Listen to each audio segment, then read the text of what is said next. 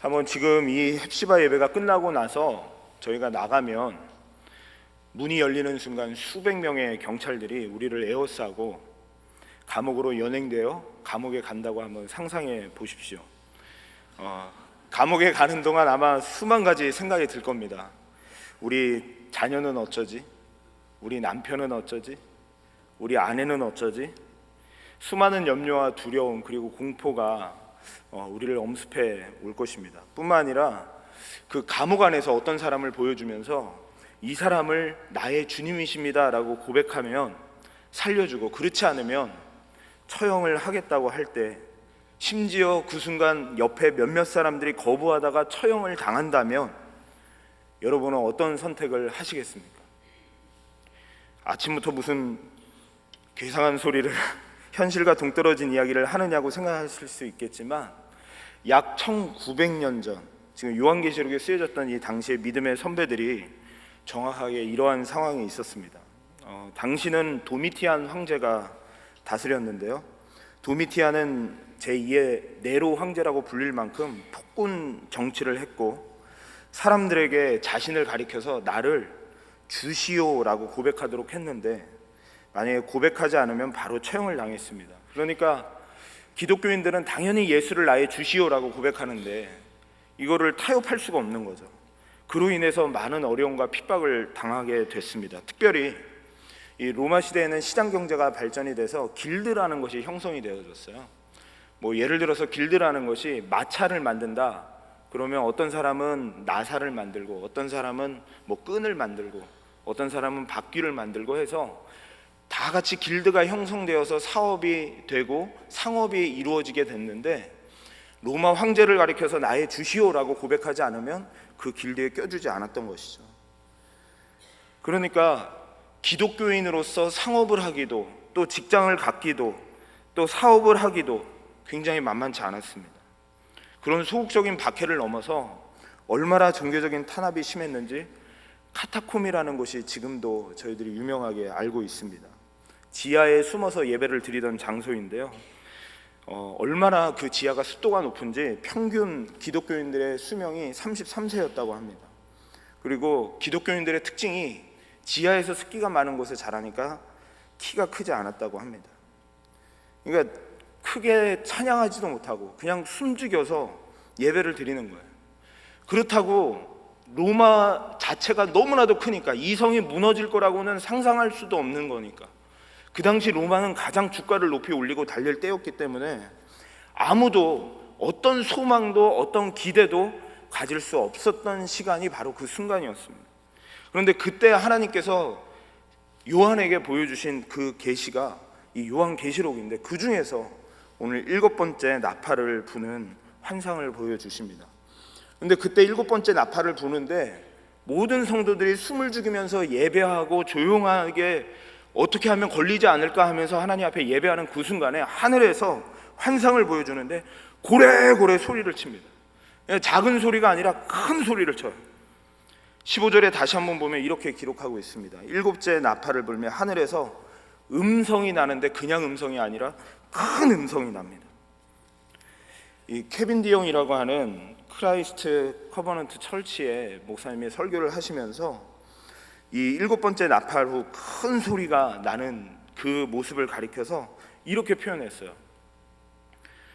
모든 가지고 있는 악기와 그 모든 것이 다시 조용히 흘러가던 음악이 풀업해가지고 다시 모든 것이 다 동원돼서 소리를 치는 것과 같은 장면이다라는 표현을 했습니다. 그래서 모든 악기와 목소리를 다시 동원해서 음악이 조용히 가다가 나왔다는 것은 저희들이 상상만 해도 어떤 장면인지 잘 알게 돼요. 음악을 하든지 안 하든지 음악이 조용하다 갑자기 커졌다, 큰 소리를 냈다, 중요하다는 거죠. 그리고 그 안에 중요한 메시지가 있고 그것을 강조하기 위해서 큰 소리를 내는 것이죠. 즉 계시록에서 강조하고 싶은 것이 바로 이 7번째 나팔이었어요.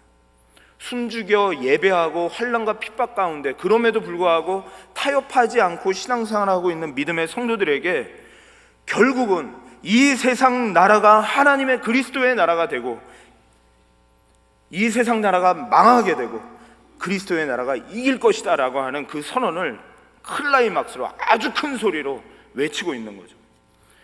이거를 제가 한번 우리가 아는 음악으로 바꿔본다면 이 케빈 디영 목사님은 할렐루야로 이거를 비유를 했더라고요. 어제 저도 설교를 준비하는데 옆에서 성가대가 연습을 하시는데 할렐루야를 지금 연습하고 계시더라고요. 근데 여기서도 쭉 조용히 가다가 주 그리스도 다스리시고 하면서 이제 급박하게 올라가는 것으로 표현을 했는데, 저는 이거를 주기도문으로 좀 표현을 해봤습니다. 마치 이 땅을 영원히 주님께서 다스리시는 것, 그것이 이렇게 됩니다. 한번 들어보겠습니다.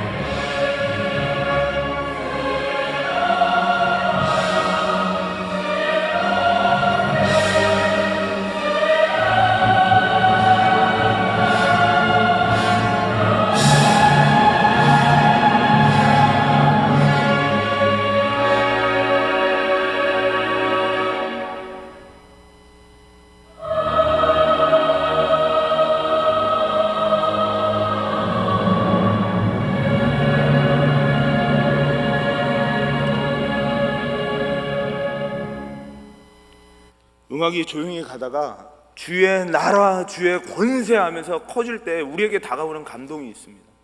우리에게 막혔고 답답하고 쓸쓸하고 넘어졌던 그 순간에 그 찬양이 클라이막스로 올라가면서 소리를 치며 우리에게 선포될 때 우리에게 다가오는 감동이 있습니다.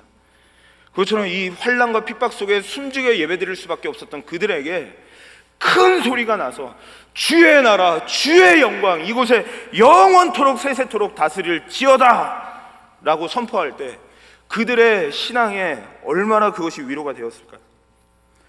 그냥 설득이 아니고 그들을 논리적으로 이야기하는 것이 아니라 그냥 선포였어요. 주의 나라가 세세토록 이길 것이고 승리할 것이다 라고 하는 선포였습니다. 마치 창세기에 빛이 있으라 라고 할 때 빛이 생겼던 것처럼, 나사로야 일어나라 할 때 나사로가 걸어 나온 것처럼, 파도야 잔잔하라 할 때 파도가 잔잔해진 것처럼, 선포할 때 어둠이 물러가고 죽음이 힘을 쓰지 못하고 성난 파도가 잔잔해진 것처럼, 이 시간에도 우리가 하나님의 말씀이 그저 선포될 때 어떤 논리가 아니라 어떤 설득이 아니라 하나님의 나라가 이 세상을 이길 것입니다, 세세토록 우리 주님이 영광을 받으실 것입니다 찬송할 때 그 하나님이 우리에게 역사해 주시기를 소망합니다. 우리가 언제 이 주로 이런 선포를 듣습니까? 저는 주일 강단인 것 같아요. 매 예배 때마다 선포되는 이 강단의 말씀입니다. 강단에서 하나님의 말씀이 선포될 때마다 사람의 말로 받지 아니하고 하나님의 말씀으로 받으면서 그 말씀이 우리를 이 환난이 많은 세상 속에서도 믿음을 타협하지 않고 살아가게 한다는 것이죠. 근데 여기서 한 가지 더 보고 싶은 것이 있습니다. 그 15절에 보면 이런 표현이 있어요. 세상 나라가 우리 주와 그의 그리스도의 나라가 되어 그가 세세토록 왕노릇 하시리로다. 여기서 주목해 볼 것이 그리스도의 나라가 된다 라고 하는데, 이건 나중에 먼 미래에 나팔 불 때 주님 오시는 그날 되어질 거라고 생각하기 쉬운데 그렇지 않아요. 그 히브리어 원어를 보면 과거형으로 쓰여졌습니다. 이미 되어졌다라고 표현하고 있어요. 그리스도의 나라가 됐다, 그리고 세세토록 왕노릇 하시리로다, 이것은 미래형으로 나중에 완성될 것이다 라고 표현되어져 있습니다. 즉 초대교회 성도들이 이 말씀을 들었을 때는, 그냥 이 선포를 들었을 때는 나중에 먼 미래에 그렇게 될 것이다 라고 생각한 것이 아니라는 것이죠. 예수 그리스도께서 십자가에 죽고 부활하심으로 모든 만물을 다스리시는 왕의 자리에 앉으셨고 그리스도의 나라가 이미 시작되었습니다. 그러나 마지막에 하나님께서, 그리스도께서 왕권을 취하시고 온 세상 나라를 멸하시고 영원히 왕노릇 하실 그 날이 분명히 있다는 것, 지금도 그 연속성상에 있다는 것을 얘기하는 것이죠. 그래서 신학적으로 아마 들어보셨을 거예요. Already not yet 이라는 표현입니다. 이거를 조금 더 저희들이 설명을 하자면, 우리들의 구원과 관련해서 이런 게 있습니다. 우리가 예수님을 믿고 예수님의 구원을 받고 난 다음에 영원한 사망에서 생명으로 이미 옮겨졌다라고 표현을 했어요. 그리고 이미 우리는 의로운 자가 되었습니다. 그러나 이 땅에서 그 누구도 완벽한 의로운 자가 없어요. 성화된 자들이 없다는 것이죠. 그러나 우리는 의로운 자예요. 그런데 주님 오시는 그날, 궁극적으로 재림하시는 그날 영화로운 자로, 정말로 의로운 자로 승천하게 될 것을 믿습니다. 조금 더 우리가 한 가지 더 예를 들어보겠습니다. 저희가 지난주에 수요일 날 임직자 투표가 있었어요. 그때 권사님, 안수 집사님, 장로님 선출이 있었습니다. 이제 투표도 끝났고 이제 총회 인준만 남아 있는 거죠.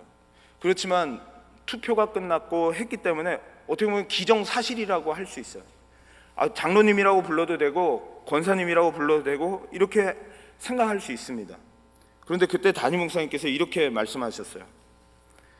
임직할 때까지는 아직 장로가 되었어도 집사로 불러야 한다고 했습니다. 아직 권사가 됐어도 아직은 권사라고 부르면 안 된다고 하셨어요. 그러니까 그 기간이 있는 거예요.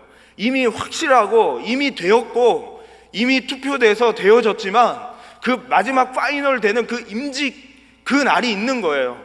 그 날까지 기다리는 거죠. 그것이 불확실한 것이 아니라 계속하여 그 날이 되어진다는 거죠.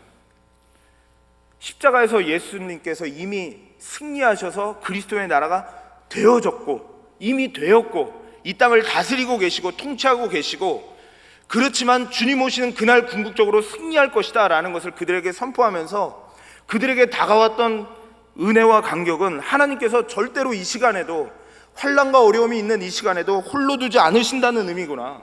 이 시간도 하나님이 통치하고 계시고 지금 환난이 있지만 이것이 하나님의 나라가 오지 않을 것이라고 하는 불안감이 아니라 계속되는 하나님의 위로 속에 오는 하나님의 확신이구나 라는 것이 그들의 삶의 위로가 되어졌다는 것이죠. 하나님은 절대로 혼자 내버려 두시는 분이 아닙니다. 3년 동안 동거했던 제자들에게 예수님이 십자가 지시고 죽으실 것을 이야기하시면서 그들에게 이렇게 얘기했어요. 내가 환난과 핍박을 당하고 내가 십자가에 죽게 될 것이다 라는 것을 이야기를 했는데, 그때 제자들이 굉장히 겁을 먹죠. 내가 모든 것을 다 버리고 주님을 따랐는데, 그리고 주님을 위해서 살려고 그동안 모든 것을 다 제하고 주님을 따라갔는데 나는 어떻게 되는 것인가? 제자로서 우리의 삶은 이제 끝난 것인가? 라고 할 때 예수님께서 성령을 약속하시면서 이런 말씀을 하셨어요. 내가 너희를 고아와 같이 버려두지 아니하고 너희에게 오리라 라고 이야기했습니다. 그러니까 저희들의 감정과 저희들의 때로는 느낌은 하나님이 멀리 계신 것 같아요. 이 세상이 너무나도 커서 그 큰 세상 앞에서 말씀대로 사는 것을 타협하게 되고 말씀대로 사는 것이 무엇이 유익하냐고 따지게 되는 그 순간에, 하나님이 어디 계시냐고 묻고 싶은 그 순간에 우리의 감정보다 하나님의 말씀을 더 신뢰해야 된다는 것을 보게 됩니다. 여호수아서 1장 9절에 보면 여호수아에게 이렇게 얘기했어요. 하나님께서 내가 내게 명한 것이 아니냐, 마음을 강하게 하고 담대하라, 두려워하지 말고 놀라지 말라, 내가 어디로 가든지 내 하나님 여호와께서 함께 하시느니라. 마태복음 28장 20절에도 이렇게 말씀하셨습니다. 내가 너희에게 분부한 모든 것을 가르쳐 지키게 하라. 볼지어다 내가 세상 끝날까지 너희와 항상 함께 있으리라 하시니라. 데살로니가후서 3장 3절은 이렇게 말씀합니다. 주는 미쁘사 너희를 굳게 하시고 악한 자에게서 지키시리라. 환난과 어려움 속에 있는 그 성도들은 하나님이 멀리 계신 것 같았는데 그때 하나님은 선포하고 있는 거죠. 내가 너와 함께하고 있고 지금도 그리스도께서 다스리고 있고 환난은 있지만 분명히 그 주님께서 왕노릇하시리라 라는 것을 말씀하는 것입니다.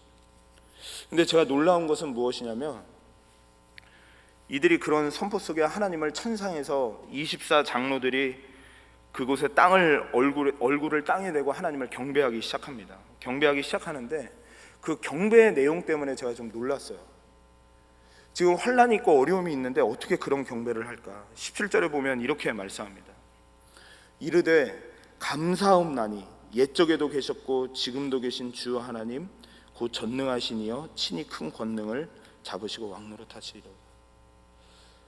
지금 굉장히 어렵고 힘든데 지금 그 로마의 압제 속에서 어떤 소망도 기대할 수 없고 그 로마가 무너질 거는 상상조차도 할 수 없는데, 그들의 고백은 이 찬송을 듣는 가운데, 이 하늘의 나팔 소리와 이 음성을 듣는 가운데 감사하옵나니 하면서 감사의 고백을 하나님께 올려드리고 있습니다. 어떻게 이렇게 감사의 고백을 올려드릴 수 있을까라는 생각이 들었어요. 이 로마의 압제가 있는 그 순간에 어떤 사람들이 이 순간 감사가 올려드려졌을까요? 아마 그 당시에도 기독교인들이 있지만 타협한 사람들이 있지 않을까 싶어요. 믿음으로 하나님 말씀대로 살려고 하자니 너무 힘들고, 이 세상이 너무나도 거대하고, 이 세상이 너무나도 크고, 그래서 이 세상의 뜻대로, 이 세상이 원하는 방법대로, 하나님은 분명히 이 세상을 사랑하지 말라, 세상을 사랑하는 자는 하나님이 그 속에 없느니라 라고 말씀했는데, 그래도 어떻게 이 세상을 버립니까? 하나님, 타협하면 신앙을 타협해야지 어떻게 하나님을, 세상을 타협합니까? 세상을 타협하면 사업 망해요. 하나님을 타협해야죠 하면서 길드에 가입하고 하나님을 타협하는 자들이 있지 않았을까 싶습니다. 그런데 그들이 이 찬송을 받을 때 감사옵나니 라는 말이 나왔을까요? 아니면 정말로 타협하지 아니하고 끝까지 주님을 향하여 그 고백을 하는 자들이 그의 나라가 지금도 다스리고 있고 영원토록 세세토록 왕노릇하시리로다 라는 고백 속에 끝까지 자신의 신앙을 지킨 자들이 위로를 받았을까요? 저는 오늘날 시대를 생각해 볼 때 정말 너무나도 타협점이 많다는 생각을 해보게 됩니다. 초대교회와 같이 강압적인 어떤 우리의 생명을 위협하는 것이 눈에 보이지 않아서 그렇지, 얼마나 신앙을 타협하게 하는 이 세상의 논리와 이 세상의 방식들이 많은지요. 바쁘면 타협하는 게 신앙이에요. 힘들면 타협하는 게 신앙이에요. 그냥 눈에 보이지 않는, 남들에게 보여지지 않은 것부터 타협하는 거 아닙니까? 조금만 힘들어지면 뭐부터 타협합니까? 기도부터 타협합니다. 기도하지 않아요. 기도로서 우리가 하나님의 뜻이 이루어지는 것을 구하며 하나님 앞에 나아가는 성도들임에도 불구하고 기도를 타협해요. 기도를 타협하다 보면 뭘 타협합니까? 큐티를 타협합니다. 말씀을 타협하는 거예요. 하나님의 말씀이 들려지지 않아요. 하늘에서 선포를 해도, 강단에서 하나님의 말씀이 증거되어져도 콧방귀 끼는 거죠. 이 세상이 더 큰데, 이 세상이 더 논리가 맞는데 무슨 하나님이 세세토록 왕노릇하시리다야 하면서 이 세상을 따라가는 것이죠. 아무 위로가 되지 않는 것 같아요. 그렇게 말씀을 타협하다 보면 수요 예배를 타협합니다. 공예배잖아요. 수요 예배를 타협해요. 그러다 보면 헵시바는 그래도 나올 수 있을 것 같았는데 헵시바 예배를 타협합니다. 하나하나 타협하다 보니까 어느 순간 하나님이 나의 주인이십니다 고백하며 11조를 내었던 11조를 타협합니다. 내 노력과 내 힘으로 사는 거지 무슨 하나님이냐고 하면서 감사헌금을 타협합니다. 계속하여 타협하는 거예요. 이 세상이 더 커 보이니까.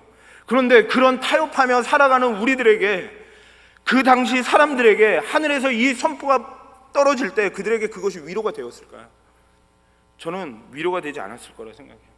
그런데 힘들고 어려워도 믿음을 지키고 내가 이 세상과 타협하지 아니하고 하나님을 향한 그 믿음과 신앙은 절대로 타협하지 않으리라 라고 하면서 주님을 향하여 달려갔던 그 성도들에게서는 이 하늘의 선포가 그들을 위로하고 그들을 다시 격려하고 하나님의 나라가 지금도 다스리고 있고 영원토록 다스리리라 라고 하는 그 말씀 앞에, 선포 앞에 하나님 감사하나이다, 감사하나이다 하면서 하나님 앞에 감사를 올려드렸던 것이죠.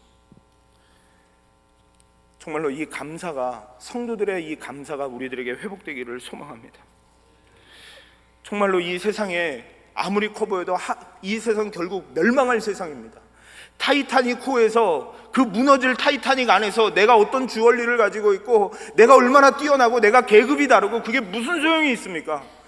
나중에 구명보트를 탈 때는 서로 싸우고 뒤죽박죽이 되고, 그 무너질 세상, 망할 세상, 이 세상에서 뭐를 더 갖고 싶어서, 어떤 정욕을 갖고 싶어서, 어떤 것을 자랑하고 싶어서 영원히 다스리실 왕 되실 그 주님의 신앙을 타협하십니까?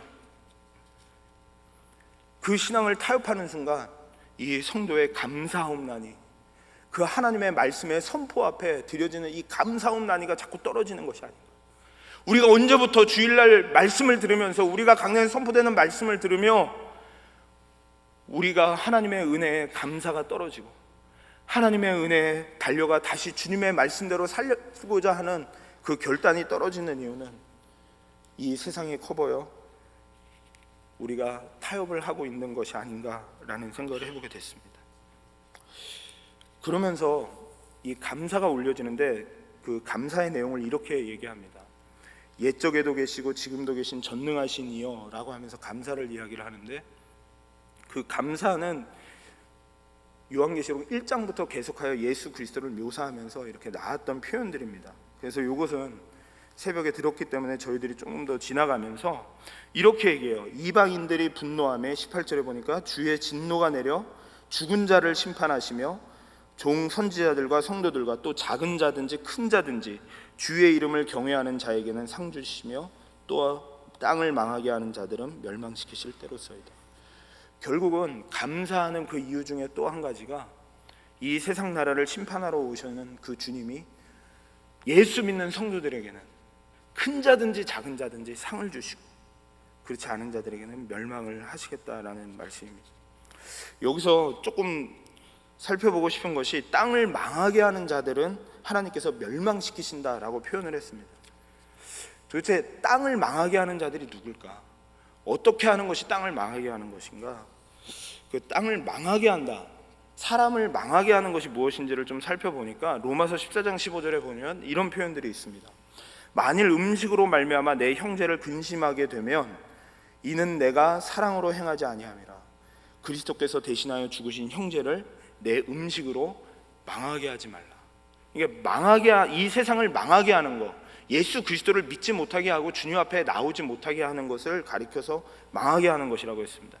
디모데후서 2장 14절에도 이렇게 표현하고 있습니다.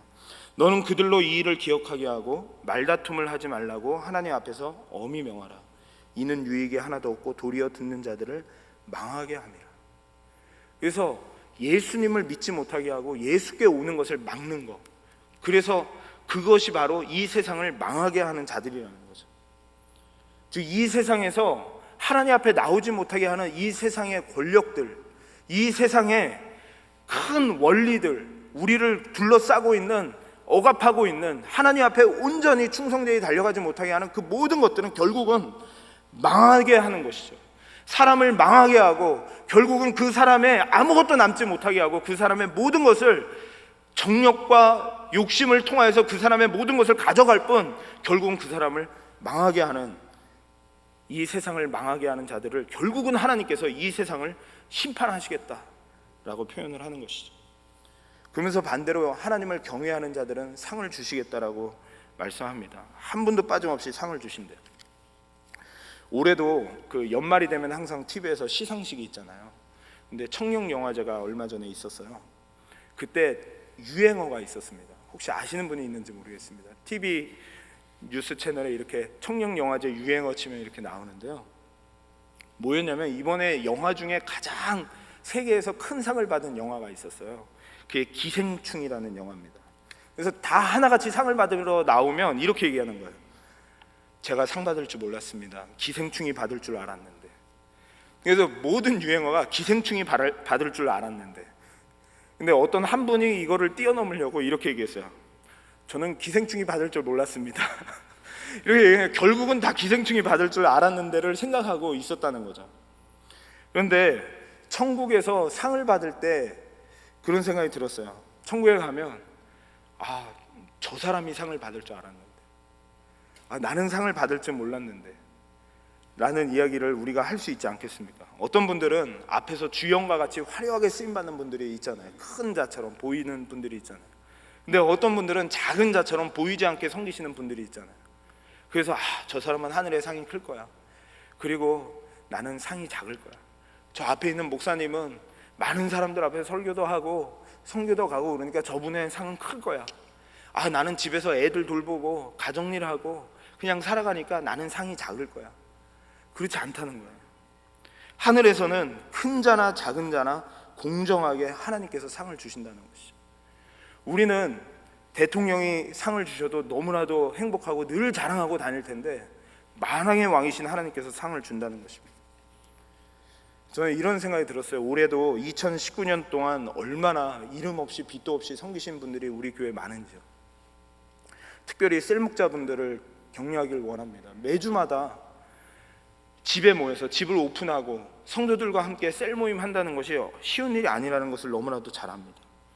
그럼에도 불구하고 교회 사역에 동참하고 성도들을 케어하고 그들을 위하여 기도하고 집을 오픈하고 음식을 만들고 하면서 하나님의 나라와 교회를 위해서 섬기시는 우리 집사님들을 봅니다.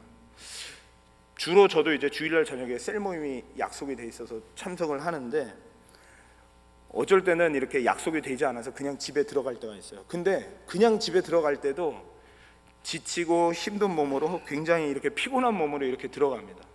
근데 들어갈 때마다 생각이 드는 게 뭐냐면 우리 셀 목자는 지금 셀 모임 하고 있을 텐데, 지금 우리 셀 목자는 아침부터 오후까지 성가대 하랴 뭐 하랴 이거 하랴 저거 하랴 하면서 완전히 녹초된 몸으로 집으로 들어갔을 텐데 또 음식 만들고 또 섬길 텐데, 그런데 한 번도 불평하시는 분이 없어요. 그런데 얼마나 실망스러운 일이 많겠어요. 전화해도 셀 식구들이 전화를 안 받습니다. 카톡을 보내도 스쳐 지나가는 사람도 카톡 보내면 답장을 할 텐데 이거 셀 목자는 내가 답장을 안 해도 이해를 하시겠지 그러고서 답장을 안 합니다. 그것도 하루 이틀이지 계속 쌓여가요. 근데 셀 목자들이 그러한 모든 수고 속에서도 계속하여 주님을 바라보면서 주님이 주신 은혜로 이 사역들을 감당해 왔습니다. 근데 저는 분명히 믿어요. 우리 셀 목자들에 대한 상이 정말로 하늘에서 하나님께서 그 상을 주실 줄 믿습니다. 또한 저희들 어르신들이 우리 교회를 지금까지 이렇게 오는 동안에 우리 어르신들, 윗대 어르신들의 그 신앙과 그 은혜로 우리가 여기까지 왔어요. 그런데 우리 목회자들이 늘 나누는 이야기인데요, 늘 아쉬운 것이 연세가 들어가시면서 이게 잊혀지게 되는 거예요. 정말로 하나님 앞에 헌신하고 하나님 앞에 드려졌는데 점점 잊혀져 가는 것이죠. 교회에서 다 돌아보고 저희들이 같이 관심을 갖고 하지만 그것도 여력이 참 쉽지는 않습니다. 정말로 잊혀져 가고 그렇게 가는 가운데 있지만 그럼에도 불구하고 이것이 우리 성도의 위로인 것 같아요. 하나님께서 분명하게 그 나라에서 모든 성도들이 보는 앞에서 마치 청룡영화제의 마지막에 그 상을 시장하듯이 하나님께서 누구누구누구 이름을 부르면서 상을 주실 줄 믿습니다. 그것이 가장 큰 위로요 감사였습니다. 그런데 그때 마지막 절에 보니까 그렇게 하나님 앞에 감사하며 찬송하는 가운데 한 가지 더 성도에게 주시는 위로가 있었습니다. 그것이 무엇이었냐면 하늘의 성전이 열리니 성전 안에 하나님의 언약궤가 보이고 또 번개와 음성들과 우레와 지진과 큰 우박이 있더라 라고 말씀합니다. 이 장면이 왜 위로가 되냐면요, 지금까지도 그리스도께서 십자가의 죽으심으로 그리스도의 나라를 이루셨고 앞으로도 그리스도께서 이 땅에 오셔서 이루실 것을 말씀하는데 성도들이 그렇게 감사하며 찬송하는 가운데 열려졌는데 그 열려진 것이 언약궤가 딱 보이기 시작하는 거예요. 근데 언약궤가 보이는 것이 왜 위로가 되냐면 이 언약궤는 사실 하나님과 우리와 만나기 위해서 하나님께서 성소, 지성소 안에 주신 곳이 바로 언약궤였어요. 이 언약궤, 지성소 안에는 아무나 못 들어갔어요. 1년에 한 번씩 제사장만 그 안에 들어가서 하나님이 만나주시는 장소였어요. 그런데 성도들에게 언약궤가 보여졌다는 것은 무엇이냐면 이제는 하나님이 임마누엘 하셔서 우리와 함께 하시고 늘 우리와 곁에 계시며 우리 하나님께서 우리를 지키시겠다라고 하는 그 약속이 그 안에 담겨져 있는 것이죠. 언약궤가 열려진 것은 마태복음을 보니까 이렇게 얘기합니다. 마가복음에 예수님이 십자가를 지시자 성소의 휘장이 위에서 아래로 찢어져 둘이 됐고, 히브리서에 보니까 그 길은 우리를 위하여 휘장 가운데 열어놓으신 새로운 상길이라. 휘장은 곧 그의 육체니라. 예수 그리스도께서 십자가에서 죽으심으로 이미 왕이 되셨고 휘장을 갈라놓으셨고 핍박과 어려움이 있는 성도들에게 그 휘장을 갈라놓으시면서 내가 임마누엘하여서 너희와 함께 있다라고 얘기를 하며 그들에게 위로하며 그들에게 힘이 되며 그들에게 그것 자체가 큰 능력이 되어졌다는 것이죠. 즉 예수 그리스도께서 십자가를 지신 것이 그들에게 따뜻한 사랑으로 다가와 그들이 어떤 환경에서도 이길 수 있게 되었다는 겁니다.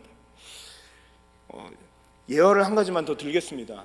미국에 예수님이 우리와 함께 있다는 것이 얼마나 큰 능력인지, 그들에게 얼마나 그 언약궤를 본 것이 큰 능력인지를 조금 느끼게 할 수 있을까 해서 가져왔습니다. 미국의 매사추세츠에서 메모리얼 병원이 있었어요. 거기에 카이리 잭슨이라고 브리엘 잭슨이라는 쌍둥이가 태어났습니다.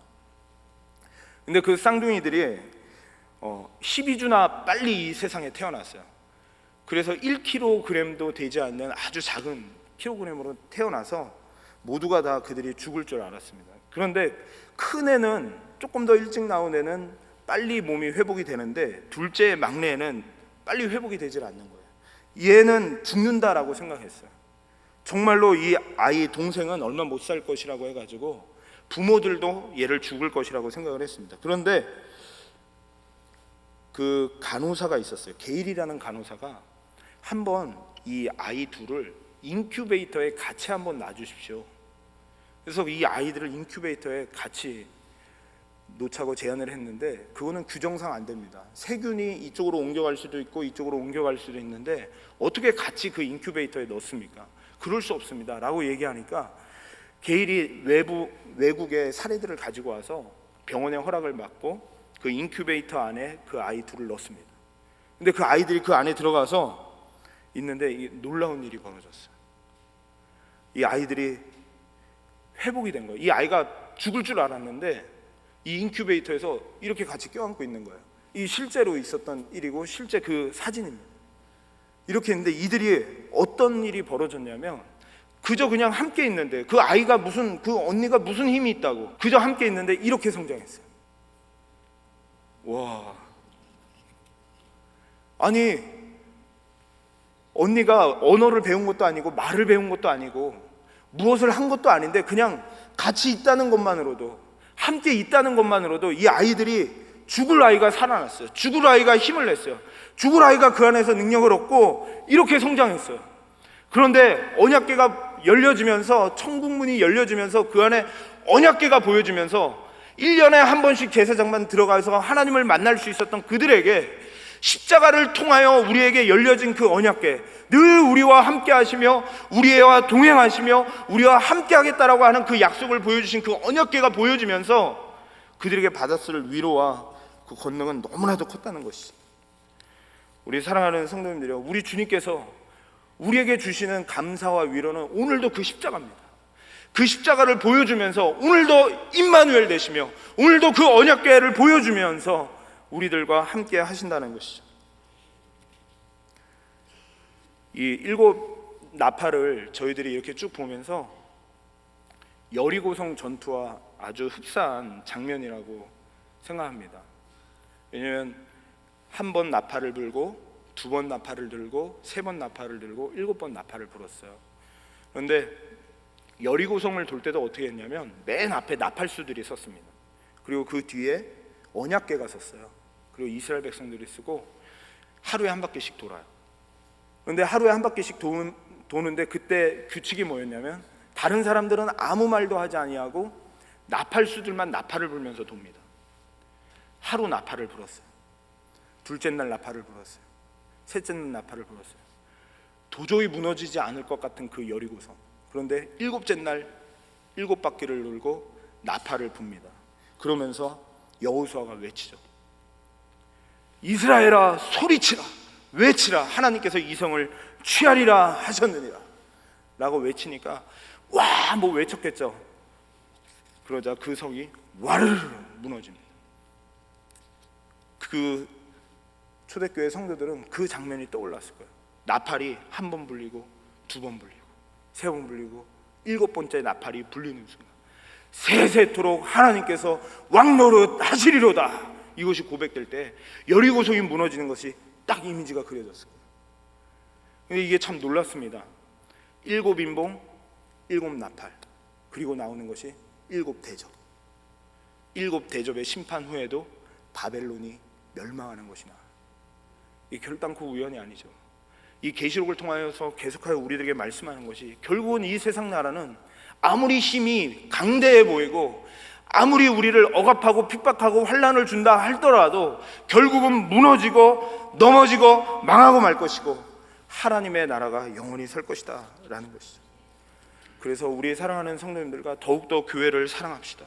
더욱더 신앙을 타협하지 말고, 다시 이 세상이 자꾸만 타협하게 만들고 우리를 어렵게 하고 환난 중에 하나님을 섬기는 것보다 신앙을 타협하며 가는 것이 더 옳아 보인다 할지라도, 아무리 어려움이 있다 할지라도 하나님의 신앙을 타협하지 아니하고 주님 앞에 달려가 주님이 주시는 위로와 감사를 갖는 참된 신앙의 성도들이 되시기를 주님의 이름으로 부탁을 드립니다.